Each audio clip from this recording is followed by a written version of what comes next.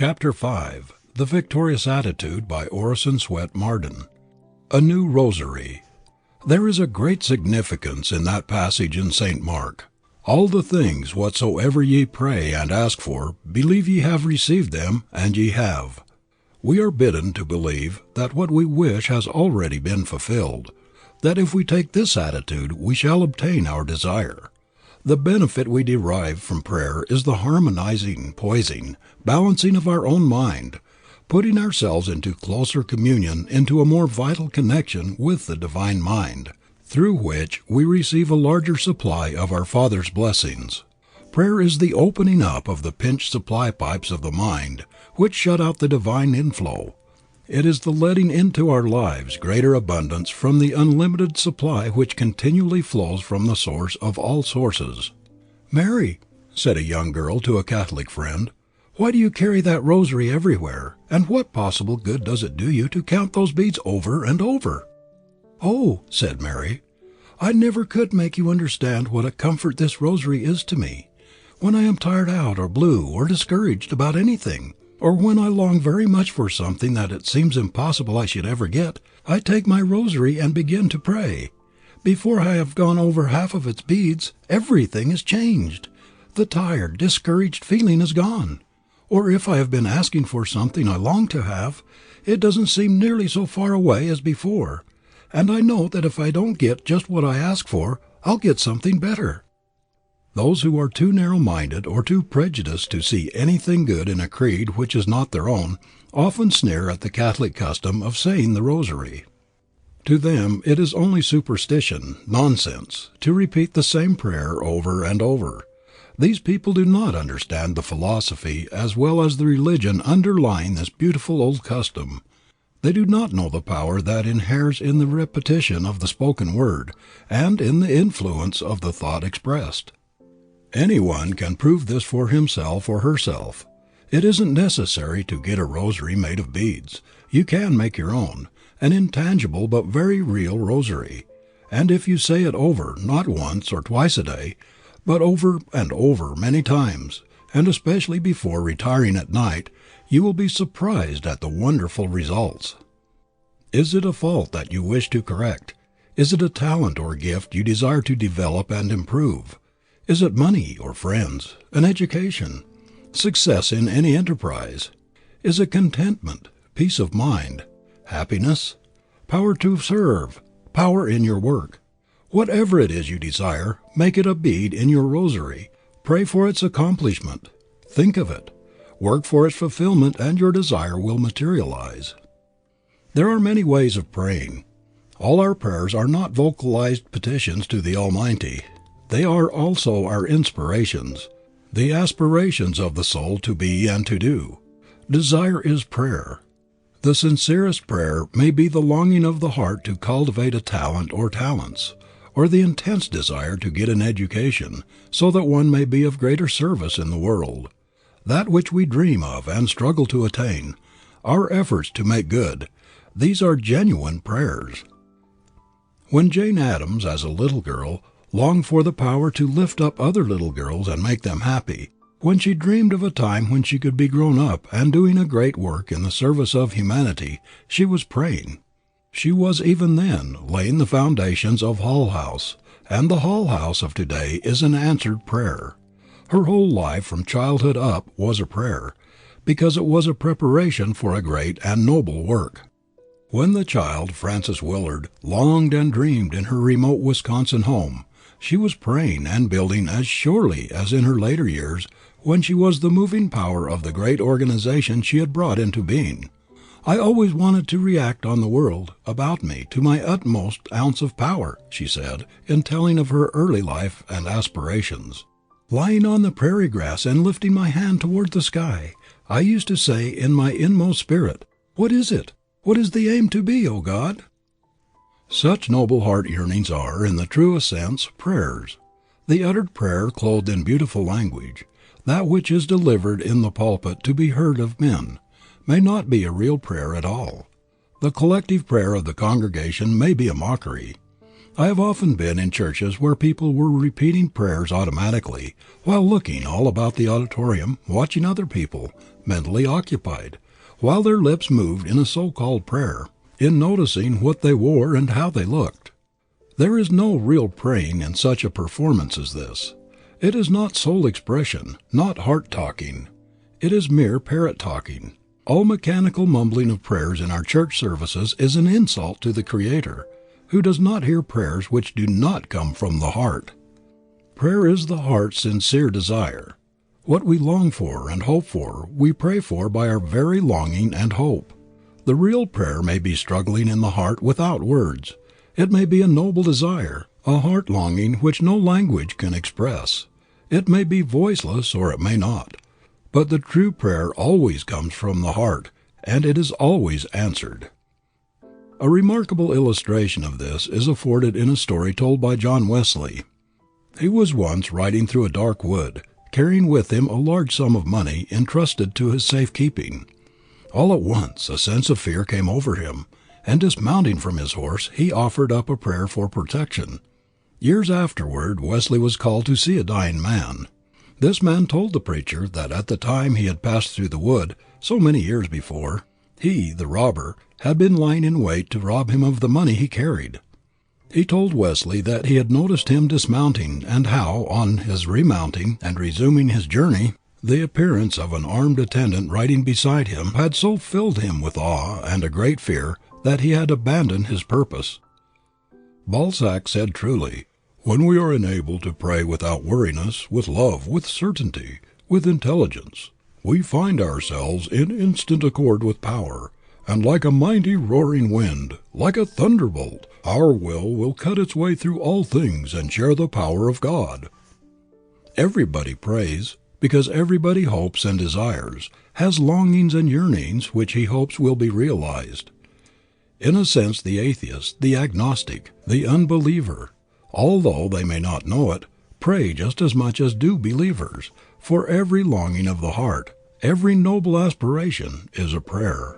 We pray as naturally as we breathe, for the desire of a better, nobler life, for grander and higher attainment, is an unconscious prayer. Prayer is really our heart hunger for oneness with the divine, with the eternal. It is the union of the soul with its Maker. It is literally what Phillips Brooks described it to be, the sluice gate between God and the soul. Many people mistake the very nature of prayer and complain that it is of no use to pray, because their prayers are never answered. The reason is clear, and is admirably expressed in Irving Bachelor's pithy verses on faith. "Now, don't expect too much of God, it wouldn't be quite fair. If for anything ye wanted you could only swap a prayer, I'd pray for yours, and you for mine, and Deacon Henry Hosper, he wouldn't have a thing to do but lay abed and prosper. If all things come so easy, Bill, they'd have but little worth, and someone with a gift o' prayer 'ud maybe own the earth. 'Tis the toil you give to get a thing, the sweat and blood and care, that makes the kind o' argument that ought to back your prayer. If your prayers come back to you unanswered, it is because they are not backed by the conditions on which the answer to prayer depends, faith and work. You don't get the thing you pray for either because you don't really believe you will get it, or you don't back your prayer with the necessary effort, or because you fail in both requisites. To pray for a thing and not work for it, not strive and do our level best to obtain it, is a mockery. To ask God to give us that which we long for, but are too lazy to help get ourselves, is begging. In answer to our prayers and longings and efforts, we get that which we call out of the universal supply, which is everywhere. Every day some prayer is made visible. Something is wrought out of the invisible, manifested in the actual by those two mighty instruments, prayer and work. But if you think your stumbling block will be removed, or your desire realized without raising a finger to help yourself, you may pray until doomsday without ever getting an answer. Prayer without faith is of no avail, and faith without work is a barren virtue. In the second stanza of a little poem entitled God's Answer, Ella Wheeler Wilcox gives us the answer to the plight of the discouraged, unsuccessful soul who cries that his prayers are not heard, and that no hand is stretched out to lead him to the heights he would attain. Then answered God, 3 things I give to thee: clear brain, brave will, and strength of mind and heart, all implements divine to shape the way. Why shift the burden of the toil on me? Till to the utmost he has done his part, with all his might let no man dare to pray. The answers to your prayers is right inside of yourself. They are answered by your obeying the natural as well as the spiritual law of all supply. If you don't do your part in the actual working world down to the minutest detail, your prayer is bound to come back to you unanswered. Everything in the universe has its price, a perfectly legitimate one. You can realize what you desire if you are willing to pay the price, and that is honest, earnest, persistent effort to make it yours. The Creator answers your prayer by fitting you to answer it yourself, by enabling you to put into practice the law of demand and supply, the fundamental principle on which answer to prayer is based. You must put yourself in absolute harmony with the thing you pray for. It cannot be forced. You must attract it. Answer to prayer comes only to a receptive mind in a positive condition, that is, in a condition to create, to achieve. The law of affirmation and the law of prayer are one and the same. Affirm that which you wish for, work for it, and it will be manifest in your life. Affirm it confidently, with the utmost faith, without any doubt of what you affirm. Say to yourself, I am that which I think I am, and I can be nothing else. But if you affirm, I am health, I am prosperity, I am this or that, and do not believe it, you will not be helped by affirmation. You must believe what you affirm. You must constantly strive to be what you assert you are, or your affirmations are but idle breath. Make yourself a new thought rosary, not a set of formal prayers, but an original one whose beads shall be your heart's aspirations, your desires to evolve the strong, radiant, successful, happy man or woman the Creator has involved in you. If you are unhappy, crushed by repeated failures and disappointment, suffering the pangs of thwarted ambition, put this bead in your rosary and say it over to yourself frequently. The being God made was never intended for this sort of life. Mary or John, addressing yourself by name. God made you for success, not failure. He never made anyone to be a failure. You are perverting the great object of your existence by giving way to discouragement, going about among your fellows with a long, sad, dejected face, as though you were a misfit, as though there were no place for you in this great glad world of abundance. You were made to express gladness, to go through life with a victorious attitude, like a conqueror. The image of God is in you. You must bring it out and exhibit it to the world. Don't disgrace your Maker by violating His image, by being anything but the magnificent man or woman He intended you to be. Back up every bead or prayer you put in your rosary by an action during the day. Otherwise you might as well save yourself the trouble of stringing your beads. For 'tis the toil you give to get a thing, the sweat and blood and care, that makes the kind of argument that ought to back your prayer. Don't be afraid of thinking too highly of yourself, not in the egotistical sense, but because, the Creator having made you in His image, you must have inherited divine qualities, omnipotent possibilities. It is an insult to God to depreciate what He has made and has pronounced good. If you are a victim of timidity, of self-depreciation, afraid to say your soul is your own, if you creep about the world as though you thought you were taking up room which belonged to somebody else, if you shrink from responsibility, from everything which draws attention to yourself, if you are bashful, timid, confused, tongue-tied, when you ought to assert yourself, turn to your rosary and add another bead. Say to yourself, I am a child of the King of Kings. I will no longer suffer this cowardly timidity to rule me, a Prince of Heaven. I am made by the same Creator who has made all other human beings. They are my brothers and sisters. There is no more reason why I should be afraid to express what I feel or think before them than if they were in my own family.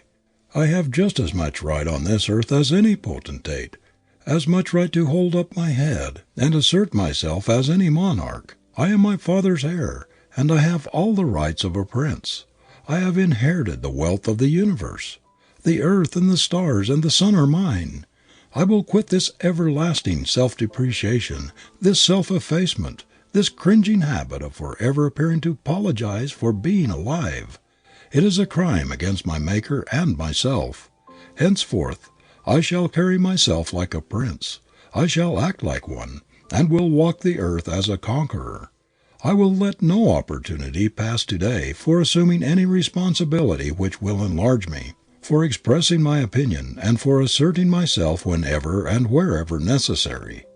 The specter of this shadow of self-depreciation which has held me back so long, which has darkened my path in life, must go, for I shall walk henceforth with my face toward the sun, so that the shadows of life will fall behind me, and not across my path as before.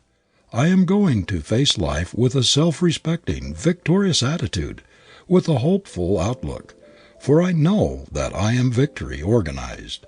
Hereafter I am going to think more of myself.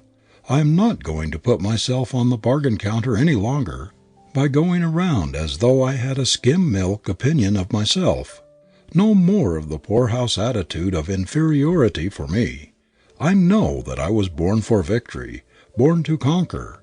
I am going to win out in this great inspiring game of life. If you feel that you lack initiative, if you are not a self-starter, boldly assert the opposite and add the assertion to your rosary. Stoutly affirm your ability to begin things, do them as well as they can be done, and to push them through to a complete finish. Learn to trust the God in you. This trust is a divine force which will carry you through. Never again allow yourself to harbor thoughts of your inferiority or deficiency. Say to yourself, I am going to assert my manhood or womanhood and stand for something. I am going to be a force in the world and not a weakling. I was made to make my life a masterpiece and not a botch. I was created for a great end, and I am going to realize that end. There are forces inside of me which, if aroused and put into action, would revolutionize my life, and I am going to get control of them, to use them. I am going to find myself and use 100% instead of a miserable little fraction of my ability. If you are obsessed with the idea that you are not as bright, that you have not as much ability as most other people, if you have been called dull, dense, stupid by your parents and teachers until you have lost confidence in yourself, if you have been dwarfed by the suggestion of inferiority, either through what others have said to you or the thought you have held of yourself, you must change all of this. You must assert your ability and hold tenaciously the ideal of the able, efficient man or woman you long to be, and that it is in you to become. You must not only affirm your power to be that which you wish, but you must replace the picture of your inferiority with the ideal of wholeness, of completeness, of the man or woman the Creator intended you to be. Cling to this ideal of yourself, assert your superiority, and you will soon drive out the dwarfed, inferior, defective image which others or your own false thoughts have established in your subconscious. Holding the truth, the perfect ideal in mind will give you confidence, assurance to do the thing you are capable of doing. Thousands of students have failed to pass examinations, not because of inability to answer test questions, but because of fear, loss of self-confidence engendered by the blighting suggestion of inferiority. This is especially true of high-strung, sensitive natures.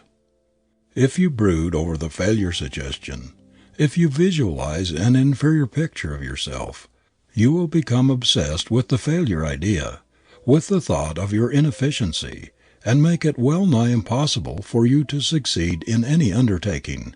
If for any reason you have dropped into the failure habit, you will have to make a very determined effort to break away from it, or your life will indeed be a failure. I know a young man who is both efficient and ambitious, but when the opportunity for which perhaps he has been working a long time comes, he wilts. His courage fails, and he does not feel equal to it. He can see how somebody else can do the thing required, but he fears it is too much for him. He has never done anything like it before, and he is afraid to make the attempt because he might fail. Now, if you feel this way about yourself, just add another bead to your rosary. Cut "I can't" out of your vocabulary and substitute "I can," for he can who thinks he can. Napoleon, one of the greatest achievers the world has ever seen, hated the word "can't," and would never use it if it could be avoided. He did not believe in the impossible. When he was praised for his daring and genius in crossing the Alps in the dead of winter, he said, "I deserve no credit except for refusing to believe those who said it could not be done." Did you ever think that every time you say "I can't," you weaken your confidence in yourself and your power to do things?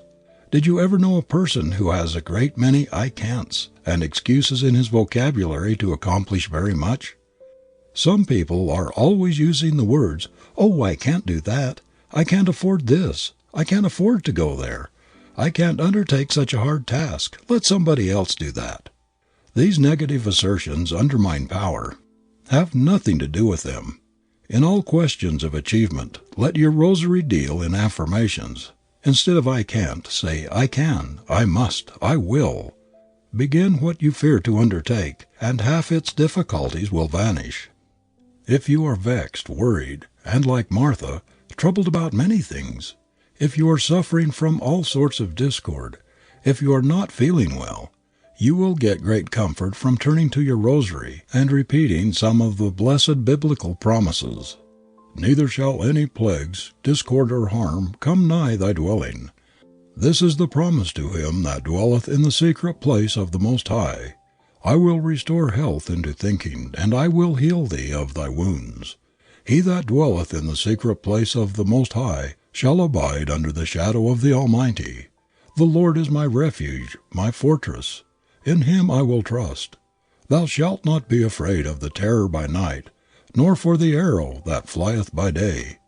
Surely he shall deliver thee from the snare of the fowler, from the pestilence that walketh in darkness. He shall cover thee with his feathers, and under his wings shalt thou trust." The contemplation of God and the frequent repetition of these beautiful biblical passages will increase your faith and your consciousness of oneness with the Infinite. Make it a rule never to affirm your health, your success, or yourself what you do not wish to be true. Don't say that you feel rocky, that you are used up, played out, that you feel miserable, that you don't feel like doing anything. Never tell people of your aches and pains, for every repetition means etching the black pictures of these conditions deeper and deeper into your consciousness. Instead of thus intensifying them, say to yourself, "The power that created and that sustains me every instant of my life, repairs, renews, restores, cures me. I am health, I am vigor, I am power, I am that which I think I am." Refuse to see or to hold for an instant an imperfect, discordant, sin or disease marred image of yourself. Do not harbor a suggestion of your inferiority, physically or mentally. Always picture yourself as a great, strong, splendid man or woman, clean, true, beautiful, a sublime specimen of humanity. Do not allow yourself to harbor a thought of physical or mental weakness. Think health, power, perfection at every breath. Persist in holding the thought of yourself as you long to be, the ideal which your Creator saw ahead of you when He fashioned you. Cling to your vision of health without taint, weakness, or defect. Have you a hair-trigger temper, and do you fly all to pieces over the least provocation, starting raging fires in your brain that are as destructive to your mental and physical forces as are the great forest fires to the vast tracts of territory over which they sweep? If you have, you are minimizing all your powers and seriously endangering your success, your happiness, your life itself. Ask Sing Sing what the hot tempers, the fires of uncontrolled anger, of jealous rage, of revenge, of hate, of all the explosive passions have done. Ask the poorhouses, the insane asylums, the morgues. Ask the records of human wreckage everywhere what the fruits of uncontrolled passions of every sort are. Anger, whatever its cause, is temporary insanity. Are you in the habit of losing your temper, of flying into a rage over trifles? If you could only see what a miserable spectacle, what a fool exhibition you make of yourself on such occasions, when you go all to pieces and rave like a madman because you miss your train, or because you think someone insults you, when you step down from the throne of your reason and let the brute sit there and rule in your place, you would be so chagrined and mortified that you would leave nothing undone to rid yourself of your fault. Why, nothing could hire you, when in your right mind, to make such a ludicrous and contemptible exhibition of yourself. You only do it when under the stress of angry passion, when shorn of your power by this temporary insanity. To retain self-control, mental poise, equanimity under all provocations, great or small, is an index of a fine, strong character. It is a triumph of strength over weakness, of greatness over littleness. The habit of conquering ourselves is the habit of victory. It strengthens all the faculties. You can bring this great force of control to your aid by calling on the divinity within you, by asserting your oneness with the divine who is eternal calmness. Say to yourself, God's image is in me. I am of divine lineage. I was not intended to be passion's slave.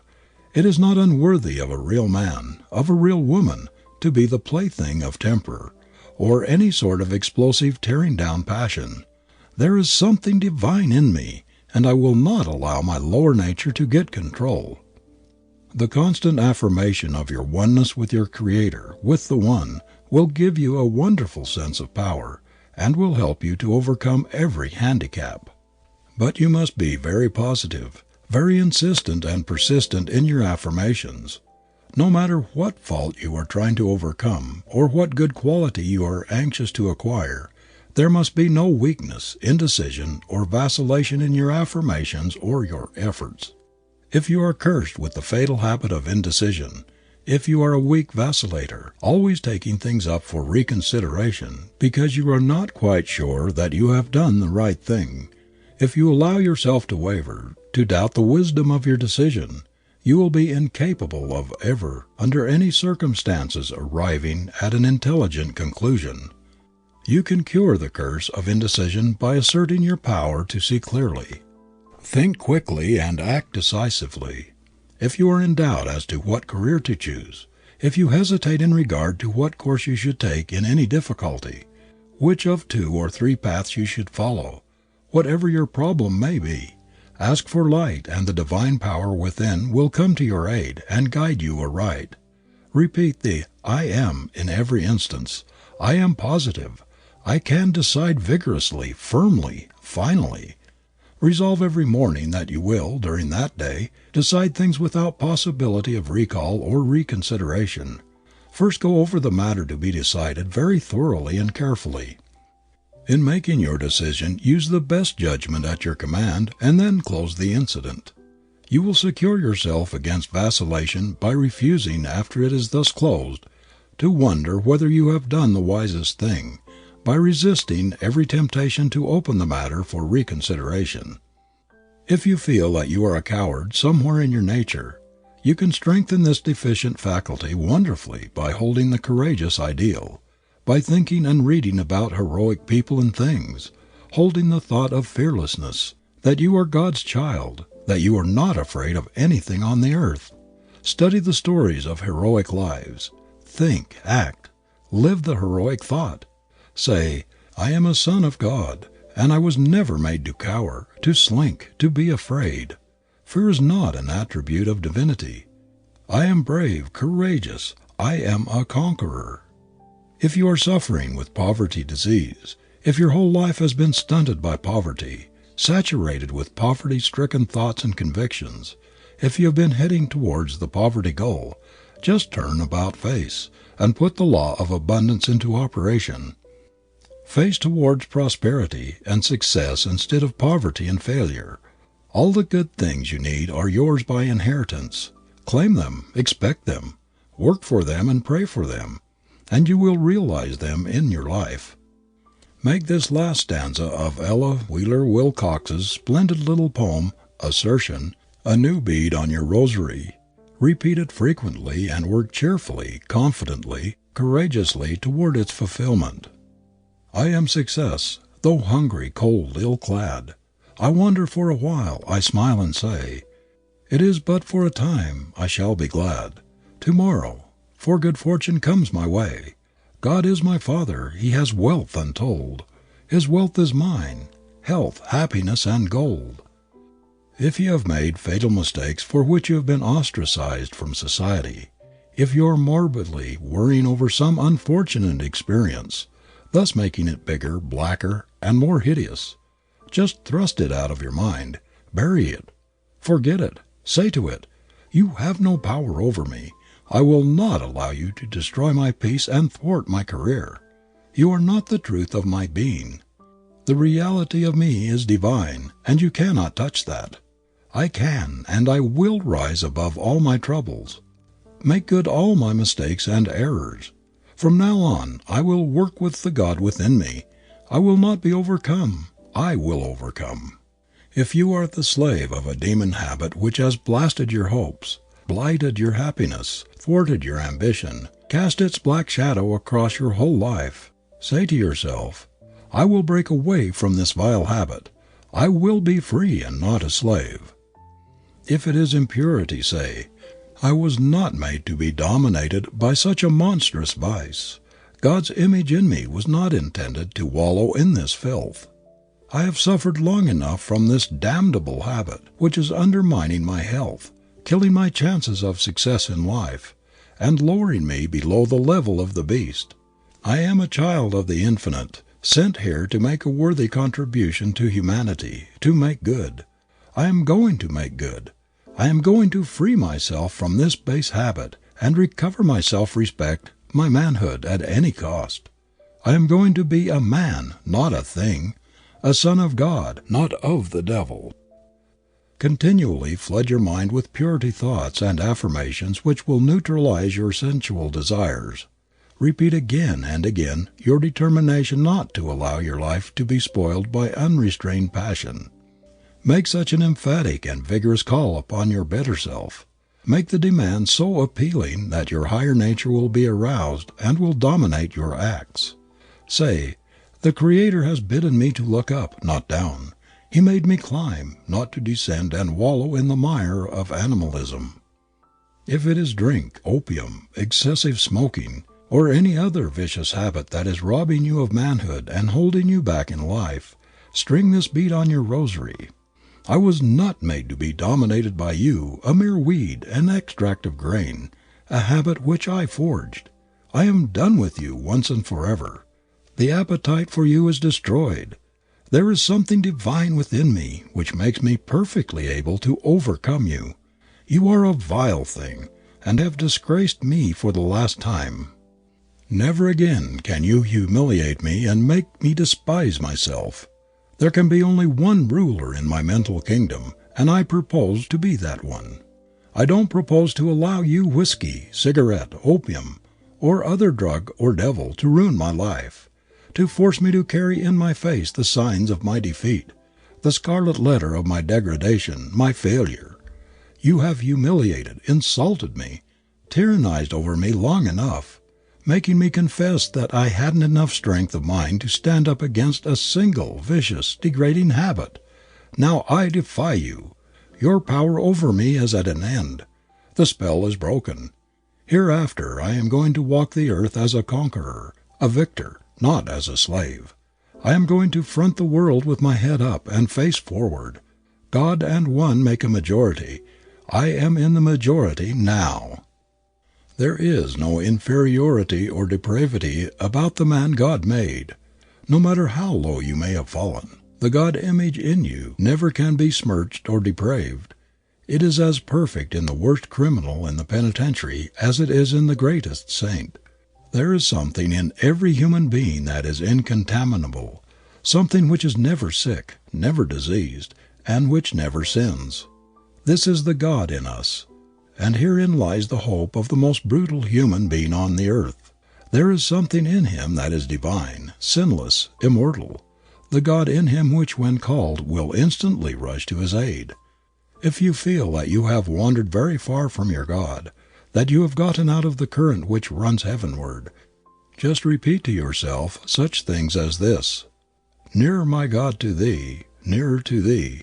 This will help you to put up your trolley pole, to make your connection with the divine wire which carries omnipotent power.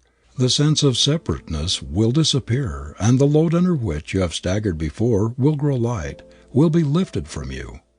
The secret of all health, prosperity, happiness, power, love, of victorious living, is a consciousness of union, of oneness with the divine. This is the secret of all human blessedness. When you are in this Godward current you are near to God. You cannot fear, for you can know that no harm can come to infinite power.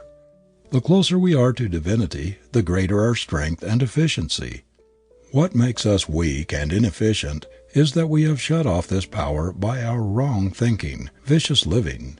Your life will take on a new meaning, a diviner dignity, when you consciously realize your at one-ment with the great creative, sustaining principle of the universe. Nothing will be of more help to you in achieving this great result than the constant daily use of your New Thought rosary. It will help you to put further and further away the things that make you weak, that make you think you are a mere puppet, at the mercy of a cruel fate, which tosses you about in the world regardless of your own birthright, desires, and volition. You can make each bead prayer an affirmation to lead you closer and closer to the source of all things. Whether it be the overcoming of a vicious habit, the strengthening of some defect or deficiency, the getting away from poverty and despair, whatever you desire, you can repeat your affirmation concerning it, silently if with others, audibly when you're alone, until it becomes part of you. Especially repeat the beads of your rosary which fit your greatest needs before retiring to sleep. If you have been demagnetizing yourself, neutralizing your hopes, your ambition, and your efforts by your black, vicious outlook upon life, by your doubts and worries, your fear of poverty, of sickness, of misfortune, of death, put these things out of your mind and say, God is my helper. God is my supply, I cannot want. God is my shepherd, I cannot lack. I must live in full realization of my oneness with infinite life.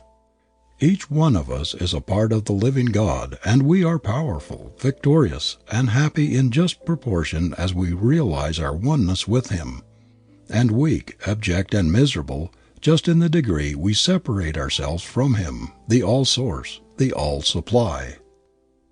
End of Chapter 5. Chapter 6 of The Victorious Attitude by Orison Swett Marden. Attracting the Poorhouse.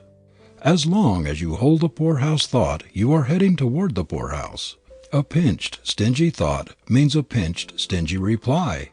No matter how hard one may work, if he constantly holds the poverty ideal, the poorhouse thought in his mind, he is driving away the very thing he is pursuing. The man who sows failure thoughts, poverty thoughts, can no more reap success, prosperity harvests, than a farmer can get a wheat crop from sowing thistles. Poverty is a mental disease. Someone has said that no one ever went to the poorhouse who did not attract the poorhouse by his poorhouse mental attitude. Observation and long study of the question have convinced me that, as a rule, people who make miserable failures of their lives expected to do so. They had such a horror of the poorhouse, they lived in such terror of coming to want, that they shut off the very source of their supply. They had so warped their minds that they could see nothing but poverty ahead. They wasted the precious energy which might have been utilized in happiness and prosperity building, in expecting, dreading, and preparing for the dire things that might come upon them, and, according to the law, they got what they dreaded and feared. Thinking war, talking war, anticipating it, getting ready for it. In other words, preparedness for war.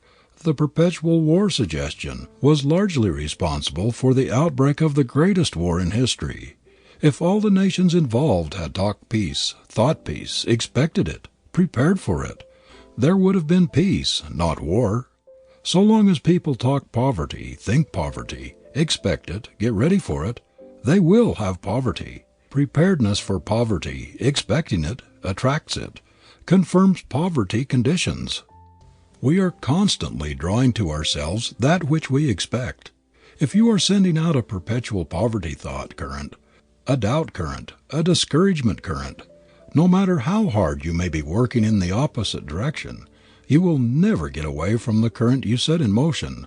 The sort of thought current you generate will flow back to you. Everywhere we see people trying hard to get on, struggling early and late to better their condition, and yet never expecting or even hoping to be prosperous. They do not believe they are going to get what they are working for, and they do not.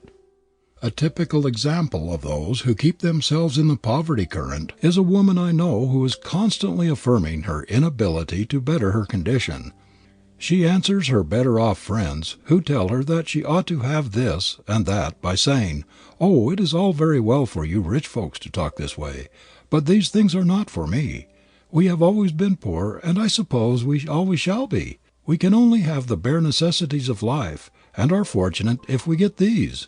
Of course, I might indulge in a little treat for myself and the children now and then, but that would be extravagant, and I must save for a rainy day." Now, I have no quarrel with people who save for a rainy day. It is the part of prudence to be prepared for all emergencies. It is a splendid thing to save for spending, for enjoyment in our later years. But people who begin early to provide for the rainy day, and who deny themselves every little pleasure and enjoyment for the sake of adding to this provision, fall into the habit of pinching themselves, and usually continue to do so through life. This woman limits her supply by her conviction that every cent she can spare must go to the rainy day fund, because she is always going to be poor. She assures herself and others that she is never going to have the things she would like to have, because of her poverty, and so she starves the lives of herself and her boy and girl in anticipation of a day of possible want. She is a type of a multitude of men and women who settle down to their poverty, become half reconciled to its limitations, and do not make a strenuous effort to get away from it. That is, they never dream of exercising their creative positive thought, but continue to live and to realize in their conditions the negative, destructive poverty thought. These are the people who are always saying they cannot afford things. They cannot afford to send the boy or girl to school or college this year. They cannot afford the necessary clothes or the needed vacation because of the rainy day, which, like a specter, rises at every feast, on every occasion when they try to get some enjoyment or satisfaction out of the present. They are always postponing things until next year, but this next year never comes, and the children never go to the academy or college, and they themselves never take the needed vacation, the travel in one's own country or the long-promised trip abroad. They keep forever postponing the enjoyment of the good things of life until they can afford it, and that time never comes for people of this apprehensive habit of mind, because they always want to lay up a little more for the future.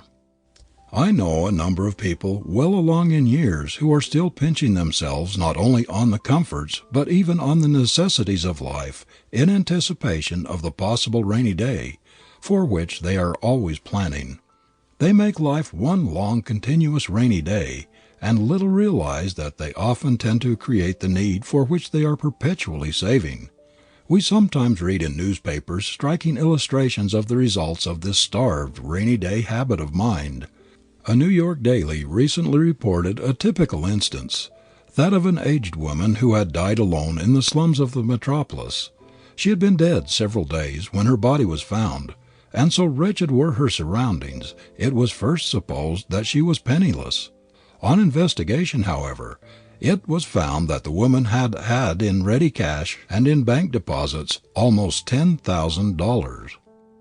Pauperized by her diseased mind, this wretched creature, like so many other poverty-stricken souls, died of starvation in the midst of plenty. Her mind was so obsessed with the poverty thought that she even denied herself the necessities of life. For years she had shut herself away from the great stream of life flowing all around her, so that she might hoard and hoard and hoard. She would allow no one to enter her rooms, and died alone and uncared for, leaving behind her the money which would have made her comfortable, happy, useful, and would have prolonged her life. She was as truly a victim of the poverty disease as though she didn't have a cent. The children of Israel, while passing through the wilderness, were constantly reflecting the poverty thought. Can God furnish us a table in the wilderness? Of course not. It is not reasonable. We shall starve if we do not get back to Egypt. But for the faith of their great leader Moses in the power that led them, they would have gone back to Egypt, back to the slavery and poverty from which they had fled. Even after the manna had been given them fresh every day for a long time, they did not believe the supply would continue. They were still skeptical and tried to store enough manna for a rainy day, but it would not keep and they were forced to trust a new supply every day. But where is our supply coming from? How are we going to pay the rent, the mortgage off the home, the farm? Where is the money coming from? What will happen to us if we cannot get it? Where are the children's clothes coming from? How are we going to get the necessaries of life? Where is our supply coming from? Why can't I get a job that will enable us to really live? These are the questions multitudes of people all over the world are asking themselves. They express the acuteness of the suffering from the poverty disease, so apparent in every civilized country. Nothing else gives human beings so much anxiety. Nothing else is such a perpetual irritant as this fear of what is coming in the future, this dread of poverty, of not being able to provide for the necessities and the comforts of those dear to us. The fear of not being able to maintain ourselves and rear our children in comfort and respectability. It demagnetizes us, drives away the things we want and draws to us those we dread. Job said, "The thing I greatly feared has come upon me. That which I was afraid has come to me." People who have an abnormal fear of poverty attract the very condition they dread and are trying to get away from, because the mind relates with whatever it dwells on. Our doubts and hatreds and fears, the things we relate with, we attract. Whatever you allow your mind to dwell on, you are unconsciously creating. If you think continually of misfortunes, of poverty, if you fear you are going to fail in your work, that you may come to want, if you are always thinking about the possibility of your business declining, if you fear that you are losing your grip on your trade or profession, you are aggravating your trouble and making it worse and worse. There are multitudes of people who never expect even to be comfortable, to say nothing of having luxuries. They expect poverty, hard times, and do not understand that this very expectancy increases their magnetic power to attract what they do not want. Not long ago a young man who was greatly depressed because he could not get on in the world asked me what I thought the trouble was. He said he had always worked hard, but did not seem to make any headway.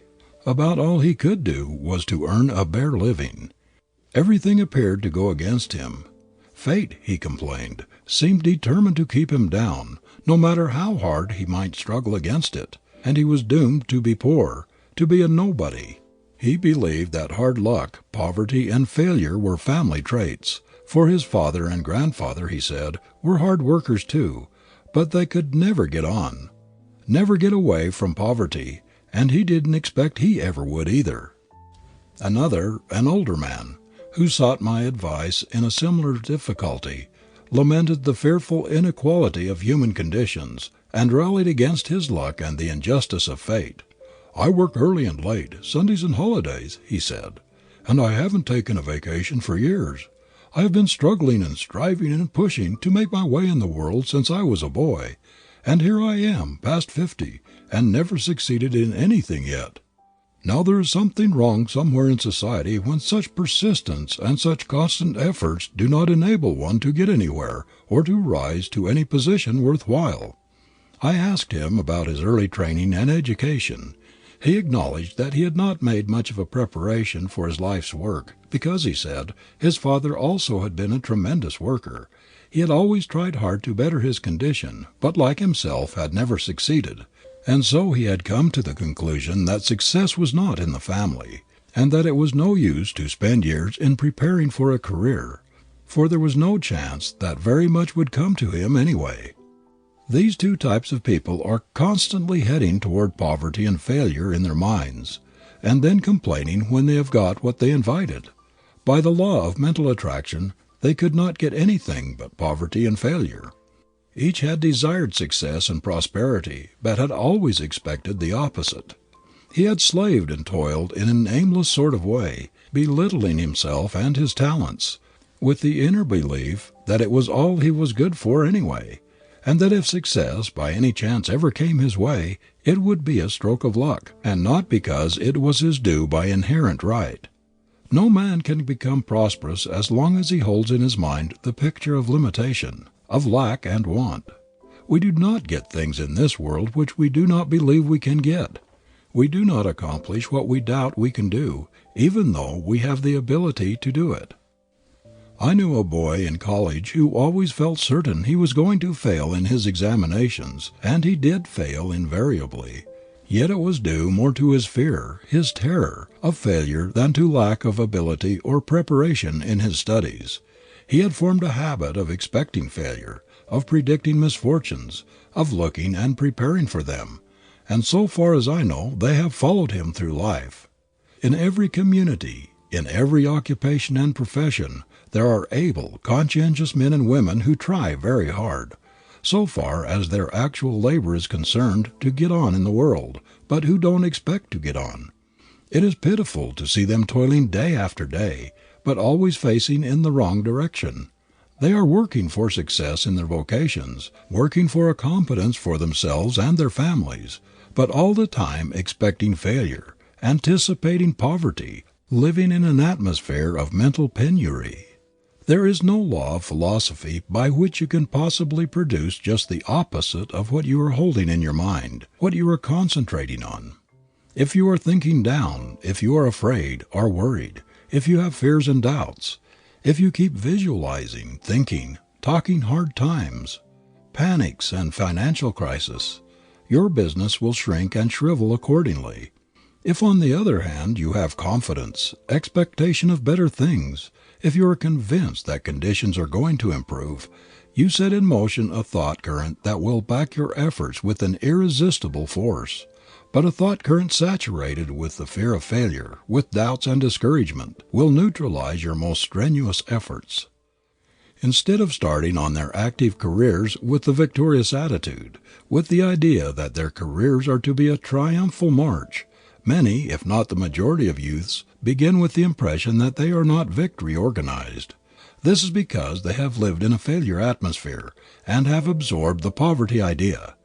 They have been reared with the fear of failure in their minds, a dread of poverty, a terror of coming to want. Write it in your heart that a beneficent Creator, who planned a universe full of good things for our use and enjoyment, never meant that we should starve or be miserable. If we are unsuccessful, unhappy, it is because of our attitude toward God and life. Most of us assume the position of beggars instead of that of children of an all-powerful Father, and we remain beggars to the end. One of the worst things about being very poor is the danger of becoming reconciled to penury, expecting it, holding the conviction that we shall always be poor, that there is no help for it. The habit of thinking we must remain poor because we are so is a paralyzing habit. Whatever we have accustomed ourselves to for any length of time tends to become a fixed mode of life. Multitudes of people have become so accustomed to their poverty environment, so used to taking it for granted that they are going to remain poor, that they do not take the necessary steps to get away from poverty, and they do not even know that the first step must be a mental one. Instead of this, they are all the time affirming their poverty, getting more and more deeply embedded in the poverty condition by their poverty thoughts and convictions. In the early years, multitudes of children are saturated with the poverty suggestion. They breathe a poverty atmosphere. They hear poverty talk perpetually. They acquire a poverty vocabulary. Their fathers and mothers are always talking poverty, bemoaning their hard conditions, complaining that they were born poor and must die poor. Children reared in such a mental environment get a sort of poverty habit from which it is very difficult to get away. The facing toward poverty and despair, heading toward hopelessness and failure, is the worst thing about poverty. The fixity of their conviction that they cannot get away from poverty, their resignation to it, their firm belief that they can never rise into prosperity, These are the most distressing things about the very poor. There is a tremendous difference between the prospects as well as the mental attitude and the facial expression of a poor boy on a farm who dreams of the day when he can go to college, who pictures himself there, who believes with all his heart that his dream will be realized, and the prospects, the mental attitude and face of another boy similarly situated, who also longs for an education, but has abandoned all hope of ever going to college, or ever getting away from the grinding drudgery and monotony of the farm which he hates. We must change our thought before we can change our conditions. The thought always leads in any achievement. It would be as impossible for the great mass of poor people to improve their position materially while holding their present mental attitude, the present belief that they are always going to be poor, and that they never can do what others have done to get out of their rut, as it would be for the boy who longs to go to college, but who has made up his mind that it is impossible to get a higher education. While they think that all others are lucky and they are unlucky, while they continue talking about their hard fate and thinking that the rich are getting all the good things of the world and that they are getting only the dregs and never will get anything else, why, of course, they will never get anything else. Most poor people have about the same attitude toward poverty that those who are constantly ailing have toward health. Habitual invalids never expect to be really well. They are always anticipating the development of some disease, looking for the symptoms, imagining that they are going to have this or that physical disability or disease. The way to have health is to think it, to expect it, to visualize it, to realize that health is a positive, everlasting fact, and disease only negation, the absence of health, which is brought about largely by a wrong mental attitude, by self-thought poisoning, by disobeying the laws of health. If we are going to be well, we must think vigorous, robust, cheerful, health thoughts, and we must observe the laws of health. We shall have the same degree of health that we give to our mental health model. It is our visualizing of health that brings the expected condition. It is the same with poverty. Not long ago a man told me that he would be perfectly satisfied if he could be assured that he would never have to go to the poorhouse, that he would have enough to provide the bare necessities for his little family. He said he never expected to have anything better. He was satisfied that it was not intended for him to have any luxuries. He had always been a poor man, and he always expected to be poor. Now this is just the thing that kept this man poor, for he was a hard worker. He always expected to be poor. He did not expect anything better. He merely worked for the bare necessities of life and did not expect anything else. And of course he only just managed to squeeze along, making but a bare subsistence. This attitude of the poor toward poverty tends to increase it, to aggravate their disease. So long as one holds the poverty thought, he is making himself a poverty magnet, and continually drawing to himself unfortunate conditions. We have a good illustration of this, a real object lesson, in the gray-haired men everywhere seeking a job. I have watched these desperate men on their rounds looking for work. They are poverty-stricken in appearance. Their expression is one of utter hopelessness. They look like men who are going downhill, men who have reached the period of diminishing returns, and they feel exactly as they look. Their appearance is the reflex of their thought. Their dress, their manner, their gait, the look in their eyes, everything about them corresponds to their mental attitude, and all point downgrade.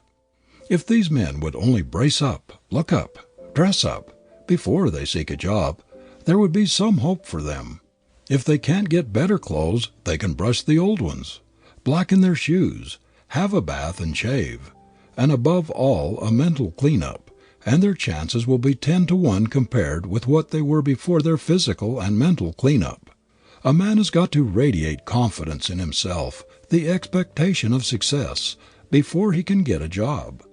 He has got to show that he has reserve power, that there is a lot of good blood in him, working material, success possibilities, or nobody will want him.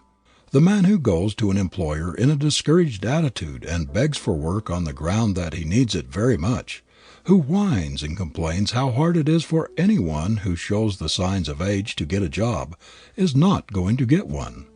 If you are in the clutches of a poverty so dire that it robs you even of the desire to get away from it, you are cursed with self-thought poisoning. This is what mars and embitters so many lives, drives away happiness, health, and prosperity. Poverty is usually a disease. It is just as much a disease as is smallpox or tuberculosis. It is just as abnormal to the human being as any disease of the flesh. So is failure. Fear, worry, anxiety. These are all mental diseases, from which few human beings seem to escape. But we are gradually finding an antitoxin for the virus of those diseases so fatal to efficiency, health, happiness, and prosperity. The Bible tells us the destruction of the poor is their poverty. Every investigator of slum life in our big cities, every record of the lives of the unfortunate poor in our midst proves that this is an absolute truth. Extreme poverty is a scourge that draws its victims down from depths to lower depths, that makes life a bitter struggle for the bare crumbs that hold body and soul together.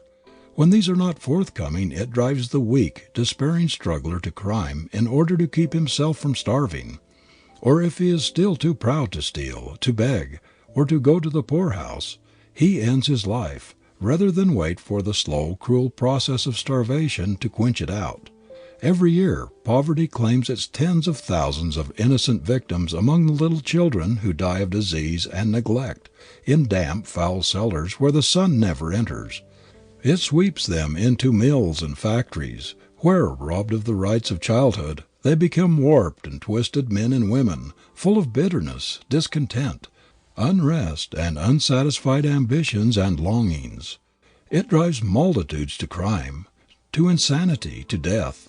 In short, poverty is responsible for more ignorance and crime, more discontent and unhappiness, more suicides and ruined ambitions, more wrecked hopes and homes than almost anything else.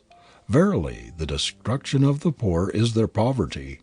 If we are to progress as a race, as a civilization, we must emphatically drive this crushing poverty disease from our midst.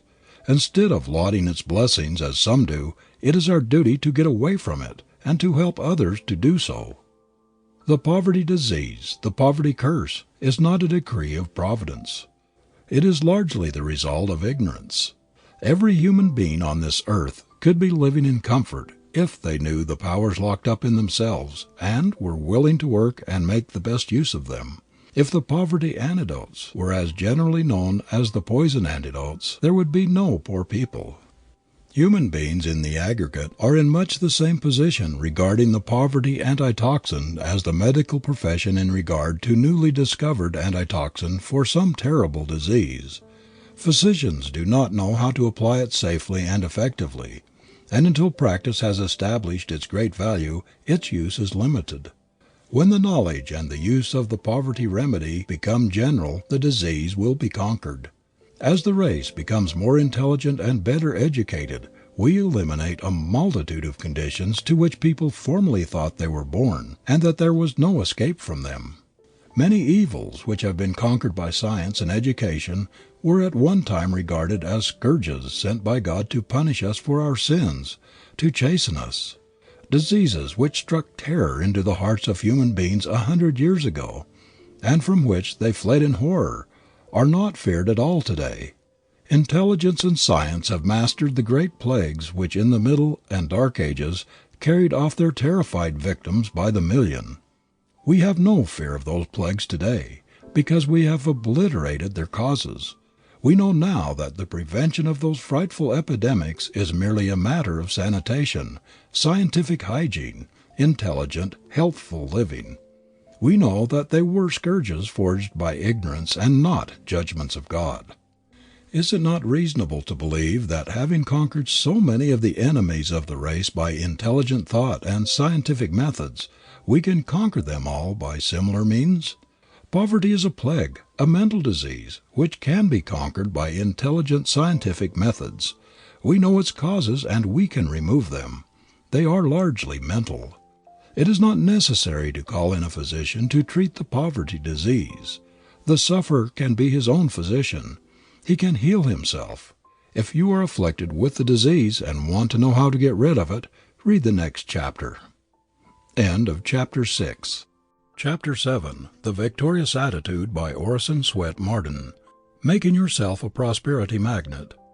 Though culture is the most important business of life, the habit of claiming as our own, as a vivid, present reality that which we desire with all our heart, is a magnetic power which attracts the things we long for.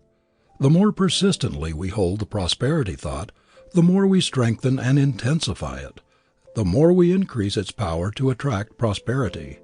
Thinking abundance, visualizing prosperity, will open up the mind and set the thought currents toward increasing supply. We are so made that about all we get in life is the reflex of what first flows out from us.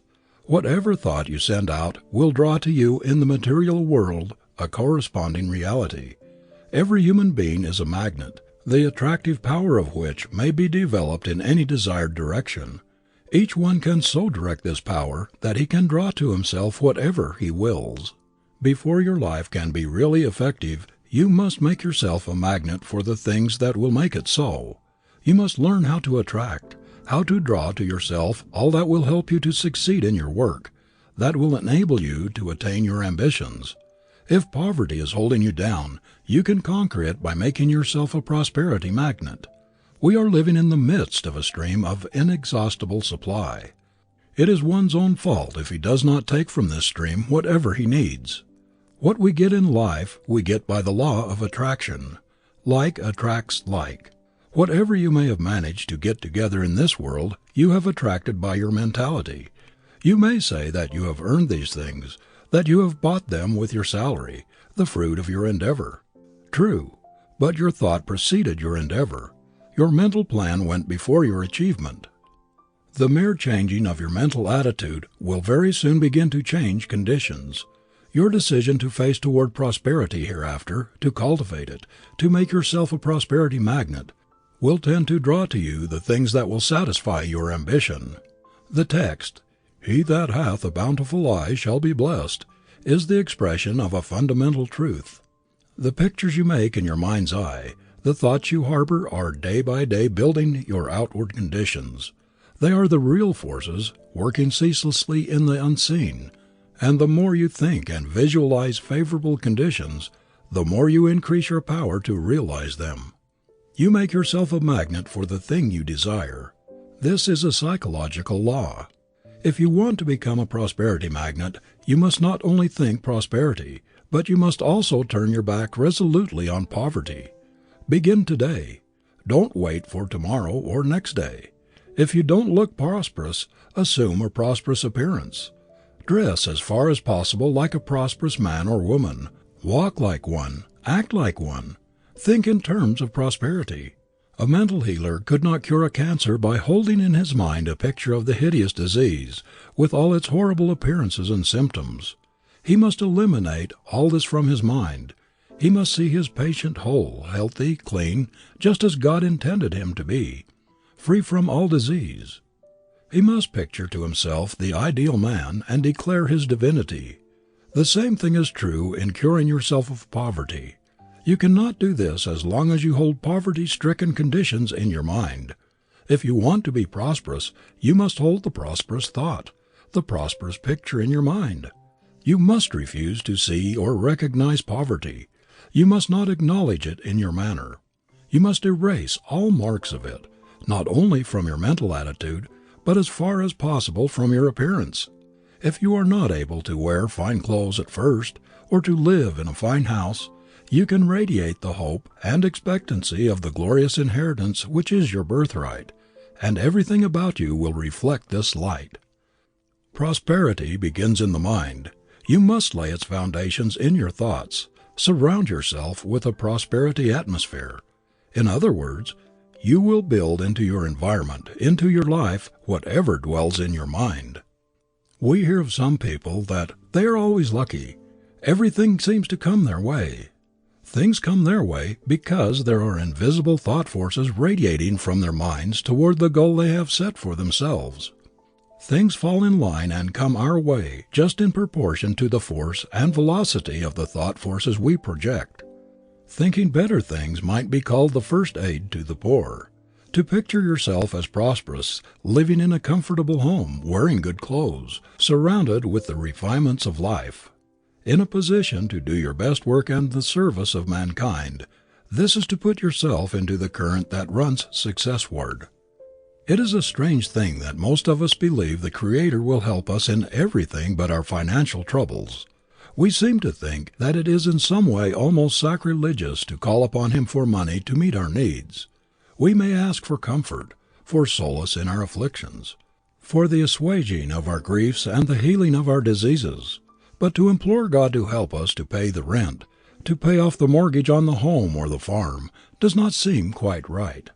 Yet we know perfectly well that every mouthful of food we eat, the material for the clothing we wear and for the houses we live in, every breath we breathe must come from this divine source of infinite supply. If the sun were to be blotted out, or to cease to send its magic rays to the earth, in a few days there would not be a single living thing on the globe. Not a human being, not an animal could exist without it. Not a tree, not a plant, not a flower, no fruits, no vegetables, no grass, nothing green. No vegetable life would be possible. Without the sun's energizing power all life would cease on this planet. It would be as cold, barren, and lifeless as on the moon. The Creator is the builder and provider of the universe. Everything we have comes from Him, and without the supply which flows from His abundance we could not live a single instant. And why should we not look to this great source for our money supply? The truth is, we were all intended to live the life abundant. The Creator never meant His children to grovel in poverty, to spend their lives in drudgery and uncertainty. They have a right to their inheritance of all that is good and beautiful, all that is needful for their welfare. We were not intended to live in the pinched, starved, stunted lives of paupers. It is our own fault if we do. The door to opulence is open to every human being born into this world, and no one but himself can close that door. No human being can shut out the lowliest child that is born from his divine inheritance. The only real poverty is in the mind, and no one can control one's mind but himself. Never for a moment harbor the thought that anything can come to you but prosperity, for this is your birthright, and because it is, you should demand it. Instead of admitting poverty, say to yourself, I am in the midst of abundance. I lack nothing that I need because my Father is the infinite source. Turn your back on poverty. Make up your mind that you will never again have anything to do with it, that you will not encourage it by dwelling on and visualizing poverty suggestions. Face toward prosperity. Think of and plan for prosperous conditions. Struggle toward prosperity with all your might and you will draw it to you. Suppose you are poor and live in a humble home. Just have a talk with your wife and children, and make up your minds that you will all focus on your objective, improved conditions, that you will face the other way, toward prosperity instead of poverty. Say to yourself, it is a shame for God's children to exhibit such a pauperized appearance. It is a reflection on my Father, Mother God, to go about among my fellows looking as though everything had gone wrong with me, as though I were disappointed with life. This is ungrateful. I can at least show gratitude for health, for the privilege of living in God's pure air and sunlight, by holding up my head and walking erectly, joyously, as His child should. I am really insulting the Creator, to whom I pray, by reflecting such despair and degrading poverty in my mental attitude, thus erasing the divine image from my face. No matter how little I have, I can at least appear respectable. I can show that I respect myself by doing away, as far as possible, with the depressing appearance and influence of poverty. Tidy up your home and make it as neat and cheerful as possible. Do the same with your dress and general appearance. Keep yourself better groomed. Look up, brace up, brush up, struggle up. Surround yourself with an atmosphere of hopefulness and show everybody by the new light in your eyes, the light of hope and expectancy of better things, that there is a change in you. Your neighbors will notice. They will see a change in your home, in your wife, in your children. The change in the mental attitude of yourself and family through facing toward the light instead of darkness, toward hope instead of despair, will make a tremendous change in your whole outlook on life. In this way you are making yourself a prosperity magnet. You are radiating thought waves of hope, of ambition, of determination. Your new mental attitude is expressed in an erect, manly carriage, in squared, thrown-back shoulders, in a neat, clean appearance, even though the clothing may be old and threadbare, in a winning, forceful, magnetic countenance. You are thus establishing the conditions of success. The positive prosperity thought flows out like wireless current and connects itself with similar thought currents. Hold the prosperity conviction. Work steadily toward your object. See opportunity and success in your vista. Determined to be somebody. Hold firmly to the resolve, and your mentality will direct the invisible magnet of your personality to lift you higher and higher, to attract toward you others who will help you in the direction in which you are moving.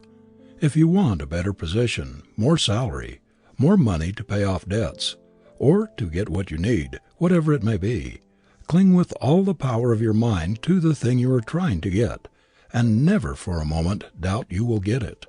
You do not inherit poverty, squalor. Lack and want have nothing whatever to do with God's children. Your inheritance is divine, grand, sublime. Poverty is a mental disease, and you carry the antidote to its poison in your mind. You owe it to the One who has given you life, health, who has given you brains to make something of yourself, to improve your situation. As long as you keep yourself saturated with the poverty conviction, you cannot rise out of poverty. You must think yourself out of it. The Lord is my shepherd, and I cannot want. Hold that thought firmly and steadfastly in your mind. Believe it. Live up to it. Abundance will never flow through pinched, doubting poverty thoughts, any more than clear crystal water can flow freely through foul, grease-clogged pipes. A right viewpoint must be your mental plumber to keep the connection open and free. Things of a kind attract one another. The poverty thought attracts more poverty. The fear thought more fear. The worry thought more worry. The anxiety thought more anxiety. On the other hand, the faith thought, trust thought, and the confidence thought attract things like themselves. Poverty is a disease that can only be cured by prosperity remedies. The prosperity thought is the natural antidote for the poverty germ. It kills it. The poverty thought cannot exist in the mind at the same moment with the prosperity thought. One will drive out the other. It rests with you which one you will harbor and encourage. Cling to the consciousness of your oneness with the all-supply.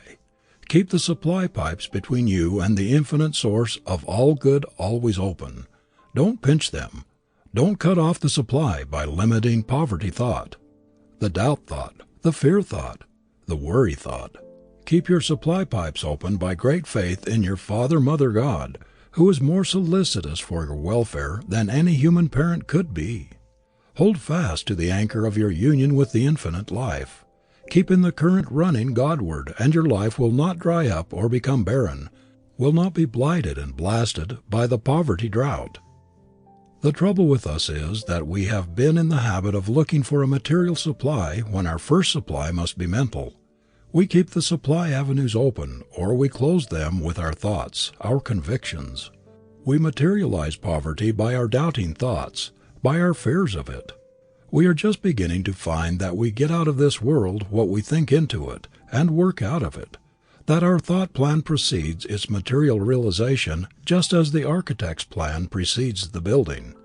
Remember that prosperity cannot flow into your life while your mind is filled with poverty thoughts and convictions. We go in the direction of our thought and our convictions. By no law can you expect to get that which you do not believe you will get. Prosperity cannot come to you if you are all the time driving it away from you by your poverty thought. You must think in a positive, determined way that you are going to succeed in whatever you desire to do or to be before you can expect success. That is the first condition by which you make yourself a magnet for the thing you are after. It doesn't matter whether it is work or money, a better position or health, or whatever else it is, your thoughts about it must be positive, clean-cut, decisive, persistent. No weak, wobbly, "Perhaps I may get it," or "Maybe it will come sometime," or "I wonder if I shall get this," or "if I can do that," sort of thought will ever help you get anything in this world or the next. When young John Wanamaker started with a push cart to deliver his first sale of clothing, he turned on a positive current toward a merchant printship. As he passed big clothing stores, he pictured himself as a great merchant, owner of a much bigger establishment than any of those he saw, and he did not neutralize or weaken this thought current by all sorts of doubts or fears as to the possibility of reaching the goal of his ambition. Most people think too much about blindly forcing themselves ahead. They do not realize that they can, by the power of thought, make themselves magnets to draw to them the things that will help them to get on. Wanamaker attracted to himself the forces that make a merchant prince.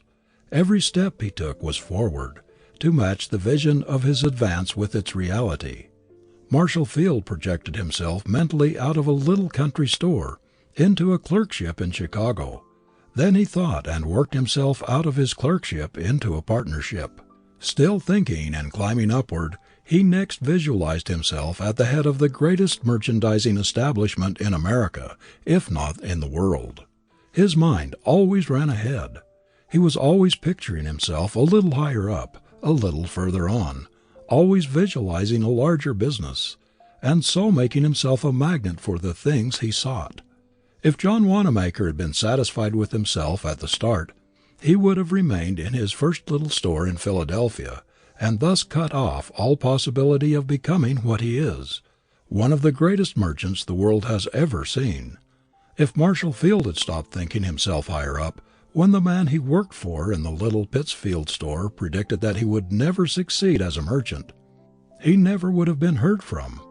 But Deacon Davis telling Marshall Field's father that the boy would not make a salesman in 1,000 years did not stop him thinking himself ahead. "On to Chicago, the city of opportunity," he said to himself.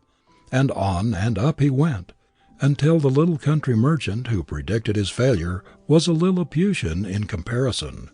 The story of each of these men is, so far as the success principle is concerned, the story of every man who has ever succeeded in his undertakings. They may not have been conscious of the law underlying their methods, but they worked in unison with it, and hence succeeded.